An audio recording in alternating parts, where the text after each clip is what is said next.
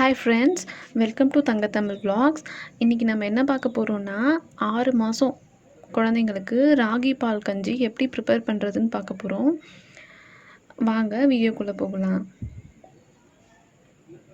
இன்றைக்கி நான் ஒரு 3 டேபிள் ஸ்பூன் ராகியை நைட்டே ஊற வச்சு எடுத்திருக்கேன்.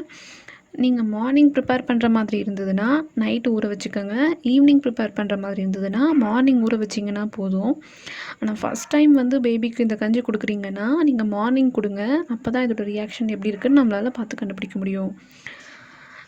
அப்புறம் 6 மந்த்ஸ் பேபிக்கு ராகியை பவுடர் பண்ணி கஞ்சி காய்ச்சி கொடுக்காதீங்க. ஏன்னா 6 மாதம் குழந்தைங்களுக்கு அதோட தோலை டைஜஸ்ட் பண்ண முடியாது. இந்த மாதிரி பால் எடுத்து கஞ்சி பண்ணி கொடுத்தீங்கன்னா எந்த ப்ராப்ளமும் வராது, ஈஸியாக டைஜஸ்ட் ஆகிடும். இப்போ இதை ஒரு மிக்ஸி ஜாரில் போட்டு கொஞ்சமாக வாட்டர் விட்டு அரைச்சி அதோட பால் எடுத்துக்கலாம். இப்போது அதை அரைச்சி எடுத்துகிட்டு வந்திருக்கேன். இதில் கொஞ்சமாக தண்ணி சேர்த்து அரைச்சிக்கோங்க. அப்போது தான் நல்லா அரைப்படும். அப்புறமா உங்களுக்கு வேணுன்ற அளவுக்கு தண்ணி சேர்த்துக்கோங்க. இப்போ இதை ஃபில்டர் பண்ணி எடுத்துக்கலாம். இந்த மாதிரி செப்ரேட்டாக ஃபில்டர் வச்சுருந்திங்கன்னா அதில் ஃபில்டர் பண்ணிக்கோங்க. அப்படி இல்லைன்னா நல்லா க்ளீனாக ஒயிட் காட்டன் கிளாத் எடுத்துக்கோங்க. அதில் ஃபில்டர் பண்ணிங்கன்னா இதை விட இன்னும் நல்லா பெட்டராக இருக்கும். நான் இதுக்காகவே செப்ரேட்டாக வச்சுருக்கேன் ஃபில்டரை, அதனால் நான் அதிலே ஃபில்டர் பண்ணிக்கிறேன். உங்களுக்கு கஞ்சி திக்காக வேணும்னா தண்ணியை கம்மியாக ஊற்றிக்கோங்க.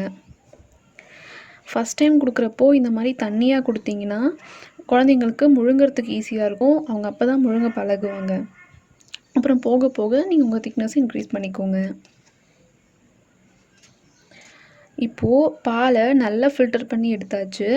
இதை ஒரு 10 to 15 மினிட்ஸ் சிம்மில் வச்சு குக் பண்ணி எடுத்துக்கலாம்.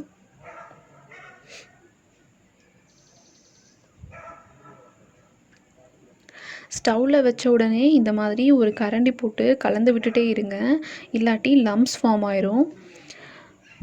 இது கம்ப்ளீட்டாக குக் ஆகிற வரை அடுப்பை சிம்மில் தாங்க நீங்கள் வச்சுருக்கணும், இல்லாட்டி அடி பிடிச்சிரும்.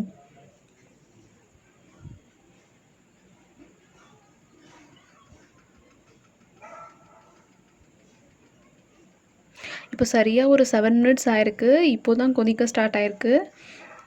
நல்லா கீழேருந்து கலந்து விட்டுட்டே இருங்க, இல்லாட்டி லம்ப்ஸ் ஃபார்ம் ஆயிரும்.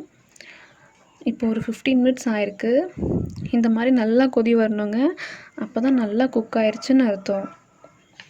பாருங்கள், இந்த மாதிரி பபுள்ஸாக வரணும். அப்புறம் குக் ஆயிடுச்சுன்னா நல்லா வாசனை வரும். அதை வச்சே குக் ஆயிடுச்சுன்னு கண்டுபிடிச்சிடலாம்.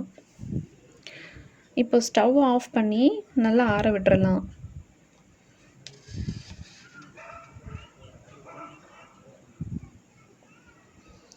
ஆறுன அப்புறம் இந்த அளவுக்கு கெட்டியாக இருக்குது பாருங்கள். குழந்தைங்களுக்கு நீங்கள் கொடுக்குறப்போ இதில் சால்ட்டு, சுகர் எதுவுமே ஆட் பண்ண வேண்டாம். சால்ட் ஆட் பண்ணிங்கன்னா குழந்தைங்களுக்கு கிட்னி ஃபங்க்ஷனில் ஏதாவது ப்ராப்ளம் வரும். சுகர் ஆட் பண்ணிங்கன்னா சுகர் டேஸ்ட்டே பழகிடுவாங்க. நீங்கள் வேறு எந்த ஃபுட் கொடுத்தாலும் சாப்பிட மாட்டாங்க. நீங்களும் இதே மாதிரி கஞ்சி பண்ணி உங்கள் பேபிஸ்க்கு கொடுங்க. இந்த வீடியோ உங்களுக்கு பிடிச்சிருந்தா லைக் பண்ணுங்கள், ஷேர் பண்ணுங்கள், சப்ஸ்கிரைப் பண்ணுங்கள், கமெண்ட் பண்ணுங்கள். தேங்க்யூ.